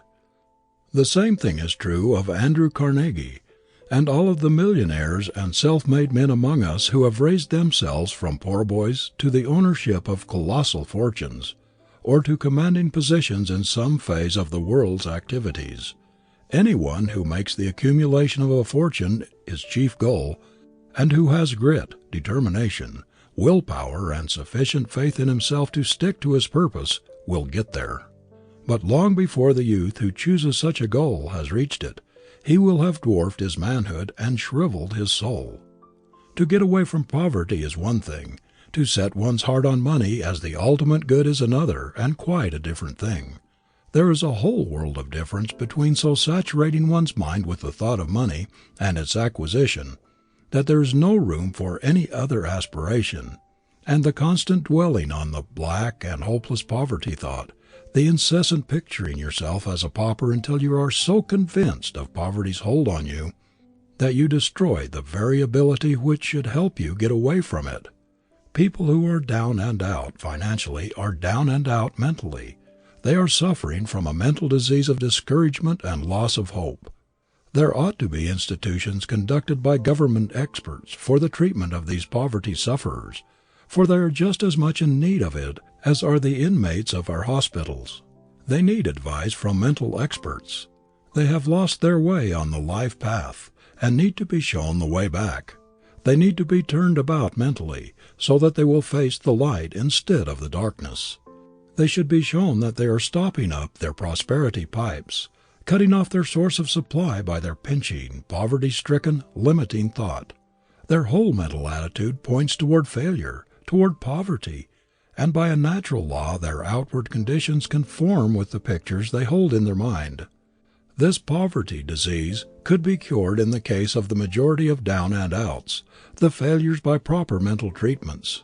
If the people in the great failure army today could be shown that as long as they hold the poverty thought and go about with a sad, dejected expression on their faces, as though there were no hope in life for them, they will continue to be poor, but that if they will only turn about and face the sun, so that their shadows will fall behind them, their conditions will begin to improve. They would quickly take a new lease of life and courage. These mental prosperity treatments would generate in them a new hope that would cause them to brace up all along the line. What a revelation would come to the poor people of the world if they could only eliminate from their minds for a single year the poverty thought, if they would erase from their minds poverty pictures and all the suggestions of grinding want that sadden and discourage, if instead of expecting poverty and all that the idea implies, they could go through 1 year expecting just the opposite, prosperity, visualizing, talking prosperity, thinking prosperity, acting as though they expected to be, as though they were prosperous. Just this radical change of thought, this transposition of mental attitude, the persistent holding of the prosperous viewpoint for a year, would not only change their whole outlook on life, but would revolutionize their material conditions. They would brush up and clean up the things they have. Their ambition would grow. Their new way of looking at life would give an upward tendency to their surroundings.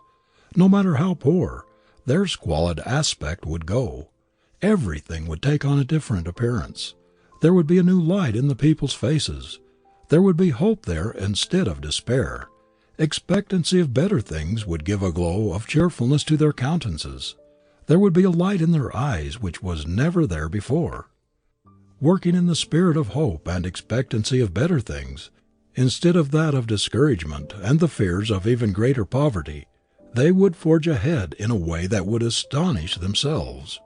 The time is not far away when we shall have prosperity practitioners who will make a specialty of teaching people how to free their minds from thoughts that produce poverty by replacing them with their opposites, thus constantly enlarging the mental power of attraction until the mind becomes a powerful magnet, ever attracting prosperity. These specialists will teach people the creative power of right thinking, and will show them how to attract their desires instead of killing them, as many do, by wrong thinking.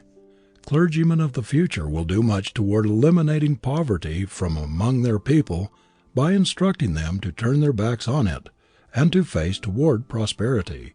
They will teach them how to draw to themselves the sunlight of prosperity. The cure of physical disease is effected by arousing the curative, restorative forces within the individual. These are brought into operation largely through faith in the physician, in the remedy, in the healer. The healthful mental attitude thus created overcomes the disease. The cure of poverty is usually a mental disease, is effected in a similar way. The sufferer must first of all have faith in the great physician of the universe. When that is fully and firmly established, there will be no difficulty in flooding his mind with the prosperity thought, the thought that our Father Mother God is the author of abundance, the author of all wealth of the earth, that He is infinitely kinder and more solicitous for our welfare than the fondest mother could be for her child. We have not yet tapped the possibilities of any part of the world's resources. Every inhabitant of the earth today is treading on secrets which would emancipate man from drudgery and allow him to live happily instead of merely to eke out a wretched subsistence as he has done up to the present. Hitherto, in the great majority of cases, we have barely been existing on the husk of things. Now we are beginning to taste the kernel, because we are coming into a knowledge of the powers locked up within ourselves, and also of the illimitable supply of God's abundance. Here and there, people are mastering the law of opulence. They are demonstrating that they can conquer poverty by making themselves prosperity magnets. That is, by thinking and working in conformity with the law of opulence, of abundance. It is monstrous that so many of God's children are starving right on the shores past which the stream of inexhaustible plenty flows, a stream laden with all the rich things of the universe. There is no excuse for the horrible misery and suffering that exist in our midst. There is no reason why the children of the King of Kings should be harassed and tortured, driven into premature graves by poverty, for the Creator has produced enough to make every one of His children rich, to give them an abundance of all they need. There is no necessity for those who have inherited all the good things of earth to remain poor. The very structure of the human machine indicates that it was intended for the best, that it was planned for comforts, for luxuries, and not for poverty-stricken conditions. If we could only realize the far-reaching influence of always expecting the best to come to us, always expecting opulence, success, we would never allow ourselves to be dominated by the black pictures of poverty and failure. If everyone who was suffering from the limitations and humiliations imposed by a grinding poverty would proceed to establish the prosperity habit along the lines suggested, they would, by continually holding the prosperous thought, convince the subconscious self that we were made to be successful, that prosperity belongs to us. We should soon sight the millennium. When we affirm our divinity and claim our heritage, when we realize that our birthright keeps us in touch with the very source of all supply, when we know that it was never intended that God's children should be poor or go hungry, that it was never intended that they should live in poverty-stricken conditions, then we shall have struck the very basic principle of prosperity. Hold the victorious attitude toward life and you will overcome all unfavorable conditions. End of chapter 7. Chapter 8. The Victorious Attitude, by Orison Swett Marden. The Suggestion of Inferiority. As the initials which boys cut in the bark of a sapling become great, ugly scars on the grown tree, so the suggestions of inferiority etched upon the young mind become great ugly scars in the life of the adult. You may succeed when others do not believe in you, when everybody else denounces you even, but never when you do not believe in yourself. In olden times criminals, fugitives from justice, and slaves were branded. The words, "I am a fugitive," "I am a thief," or others indicating their crime or their inferior status, were seared on some part of the body with a red-hot iron. In Rome, robbers were branded on the forehead with a degrading letter. Laborers in mines, convicts, and gladiators were also branded. In Greece, slaves were sometimes branded with a favorite poetical passage of their master. In France, the branding iron used on slaves and criminals often took the form of the fleur-de-lis. In England, deserters from the army were marked with the letter D, and vagabonds, robbers, and brawlers were branded in some way to advertise their disgrace. The barbarous custom of branding human beings with the badge of crime or inferiority persisted in America even after it had been discontinued in the mother country. Hawthorne's The Scarlet Letter gives us a vivid picture of the suffering inflicted on the moral delinquent by Puritan moralists in colonial days.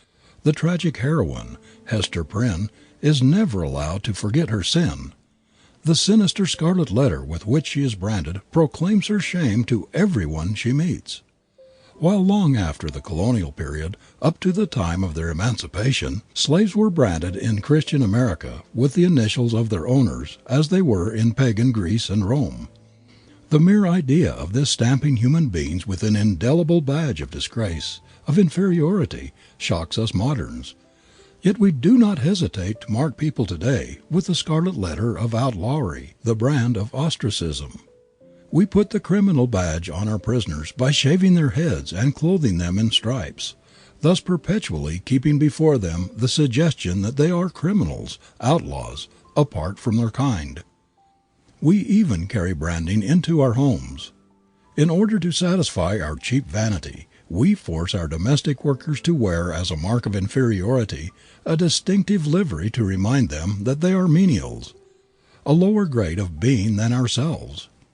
As a matter of fact, if it were not for these branding distinctions, the maid would, in many instances, be taken for the mistress and the valet for the master, whom they far outrank both in appearance and character.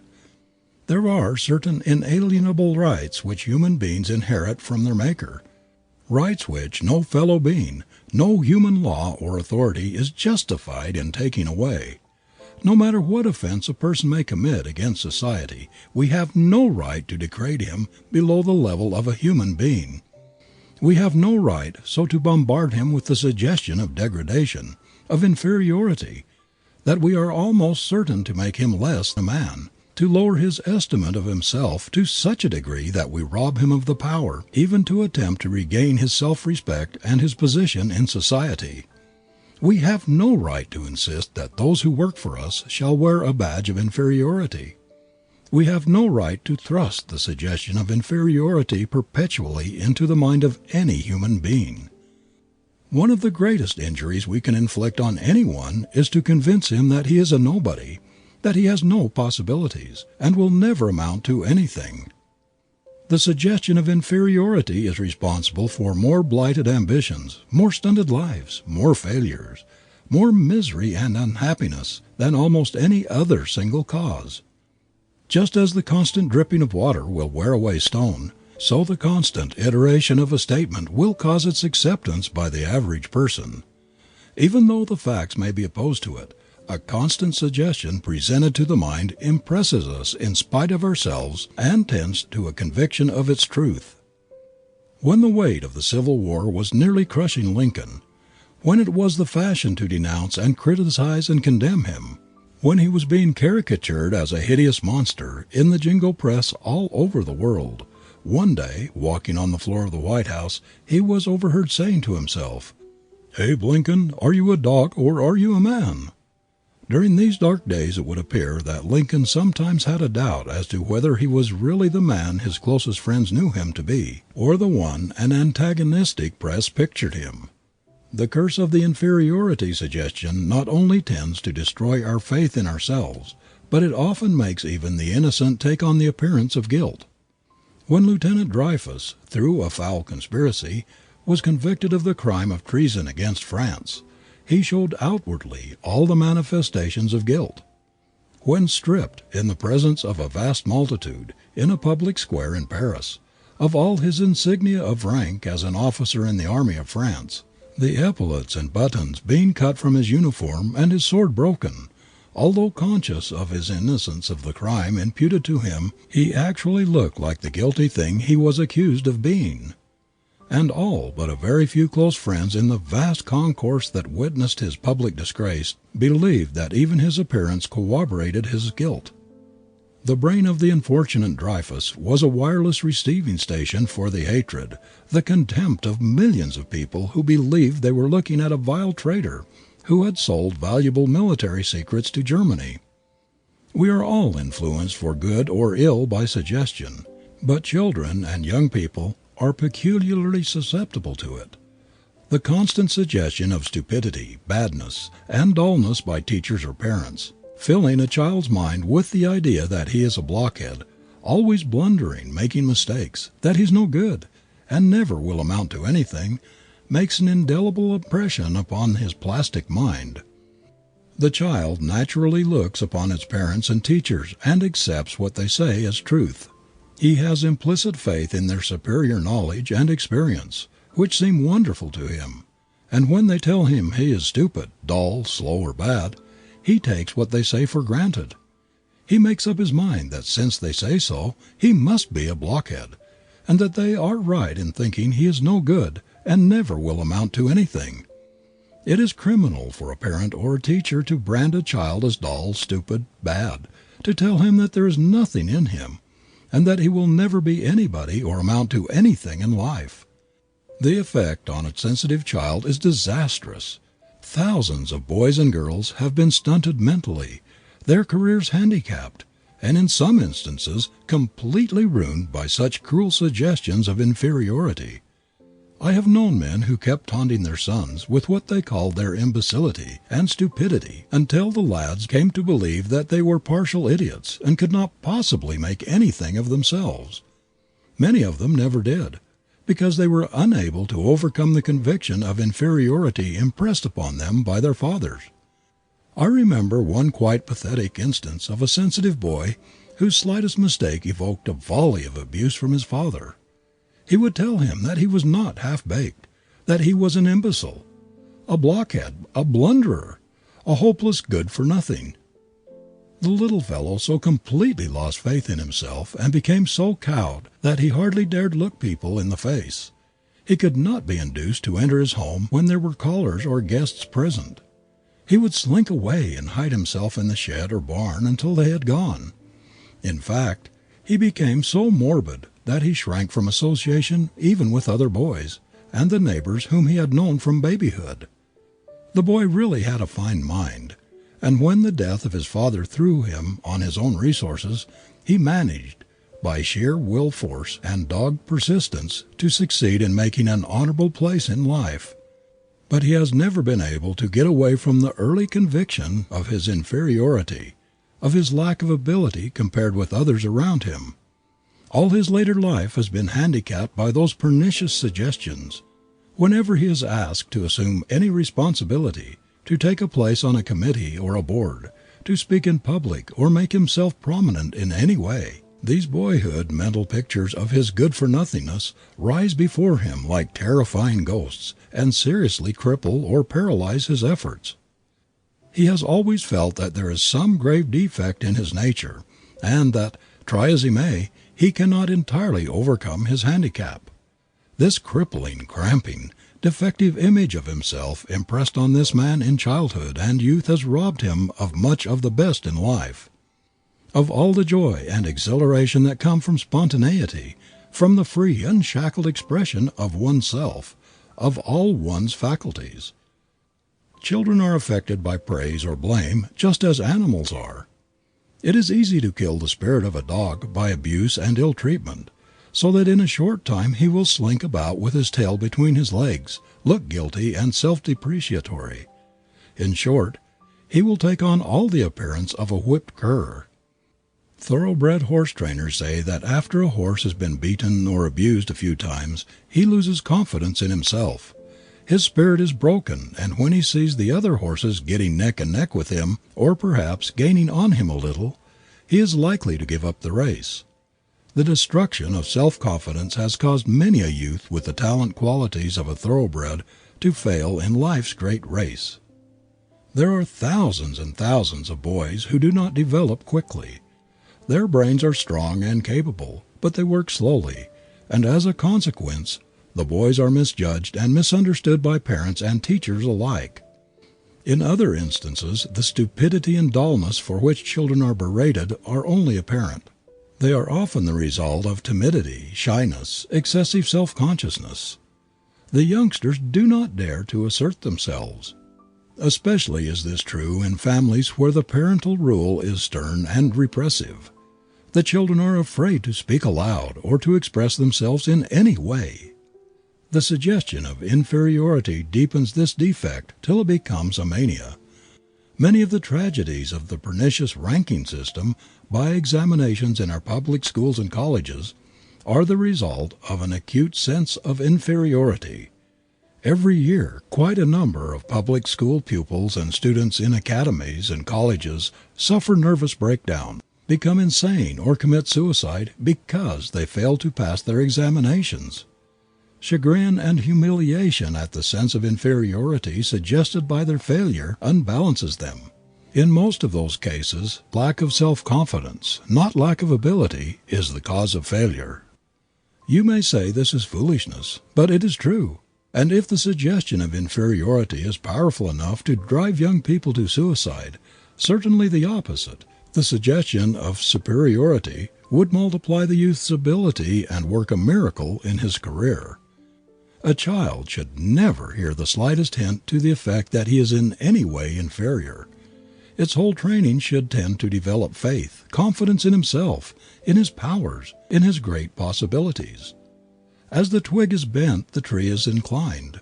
The child who is impressed with its tender formative stage with the idea of its inferiority suffers a wrong for which nothing in the after years can compensate.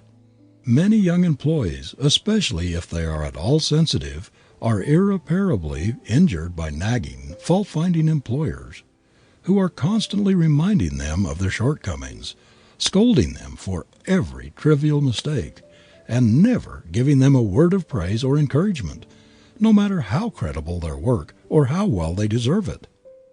Enthusiasm is the very soul of success, and one cannot be enthusiastic about his work. He cannot take continued pride in it if he is constantly being told that it is no good, that it is in fact disgracefully bad, that he should be ashamed of himself, that he ought to quit if he can't do better. This fault-finding and continual suggestion of inferiority has ruined many a life. A young writer, for instance, gets a serious setback in his early efforts because of severe criticism, an unqualified condemnation of his first book by a reviewer, or the return of his initial manuscript, with an editor's sneering suggestion that he has made a mistake in his calling. Harsh critics, editors, and book reviewers have deterred many young writers from developing their talent. The fear of further criticism or humiliation, of being called foolish, dull, or stupid, has blighted in the bud the career of many talented young people who under encouragement might have done splendid work.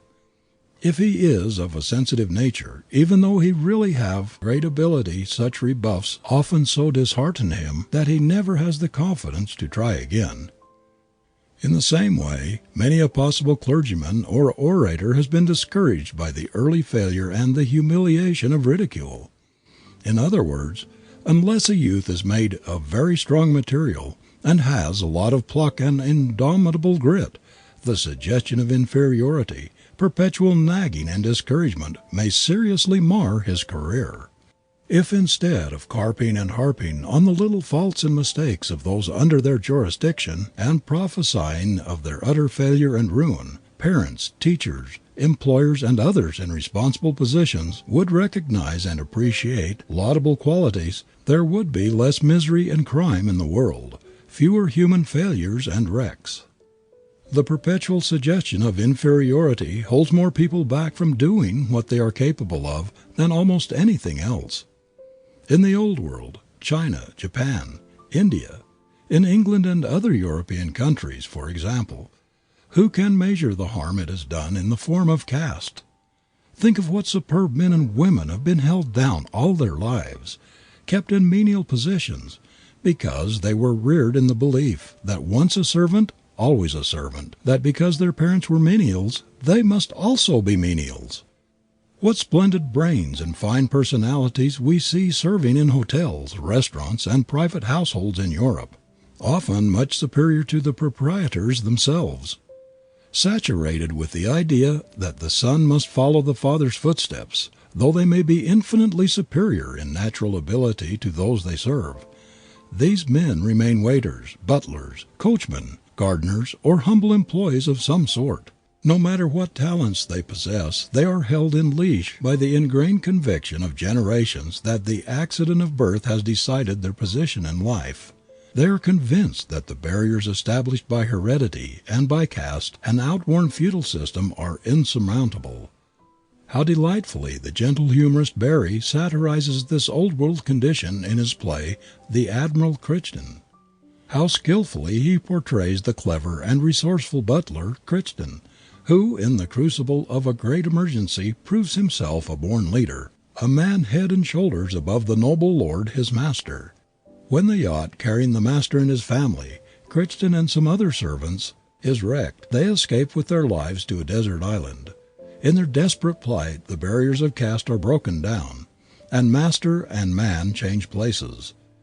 Removed from an artificial environment, where hereditary rank and wealth determine the status of the man, nature unmistakably asserts herself, and Crichton, by the tacit consent of all, becomes leader.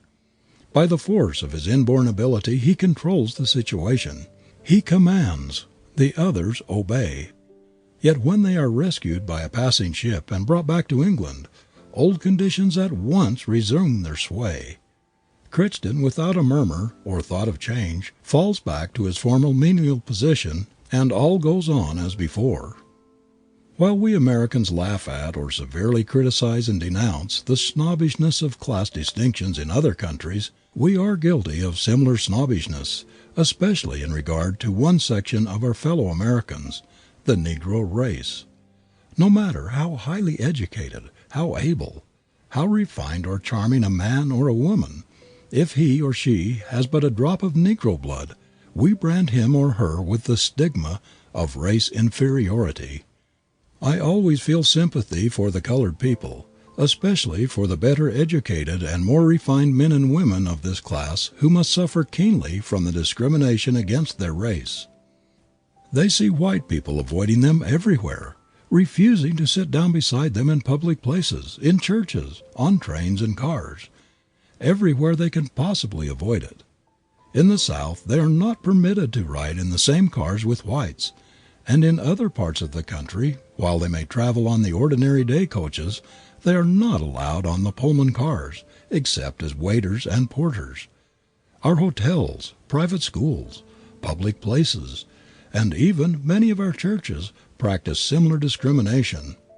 The churches pretend to draw no color lines, but by their attitude most of them practically do so. Everywhere they turn in this land of ours, where we boast that every man is born free and equal, Negroes are embarrassed, placed at a disadvantage. In all sorts of ways white people are constantly humiliating them, reminding them that they belong to an inferior race, and that they take their places according to the valuation of those born to more favorable condition. This constant suggestion of inferiority has done much to keep the colored race back, because it has added tremendously to their sense of real or fancied inferiority, and has been a discouragement to their efforts to make themselves the equals of those who look down upon them. We cannot help being influenced by other people's opinion of us.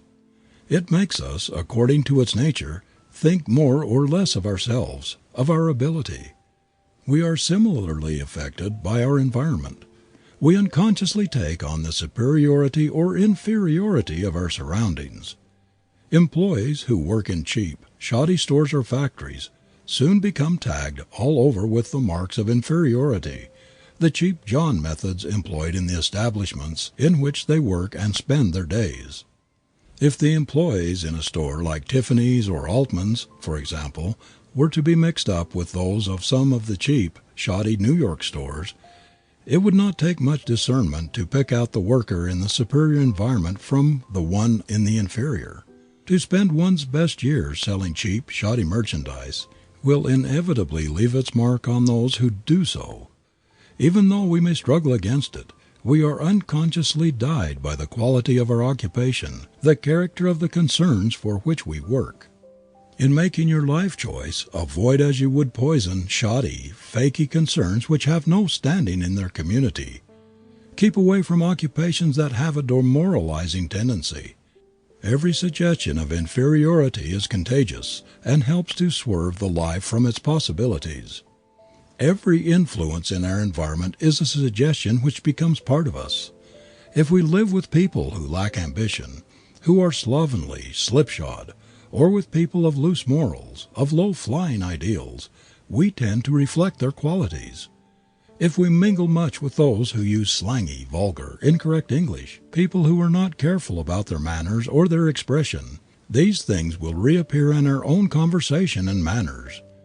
If we read inferior books or associate with perpetual failures, with people who botch their work and botch their lives, our own standards will suffer from the contagion. It does not matter whether inferiority relates to manner, to work, to conversation, to companions, to thought habits, wherever it occurs. Its tendency is to pull down all standards and to cut down the average of achievement.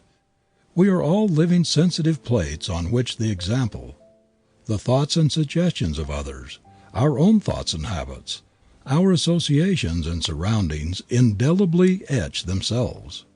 I wish I could burn into the consciousness of every person who wants to make a success of life that he cannot do so while he associates himself with inferiority and harbors a low estimate of himself. Get away from both. Have nothing to do with them. If you are a victim of the inferiority suggestion, deny the suggestion. Drive it from your mind as the greatest enemy of your welfare. You can only do what you think you can. If you hold in mind a cheap, discreditable picture of yourself, if you doubt your efficiency, you are shackled. You are not free to express yourself. You erect a barrier between yourself and the power that achieves. The mere mental acknowledgement or feeling that you are weak, inefficient, is contagious. It is sensed by other people, and their thought is added to yours in undermining your self-confidence, which is the bulwark of achievement. No matter what others say or think of you, always hold in mind the lofty ideal of yourself, a picture of your own efficiency. Never allow yourself to doubt your ability to do what you undertake. You cannot be inferior, because you are made in God's image. You can, if you will, take a masterpiece of your life, because it is part of His plan that you should. End of chapter 8.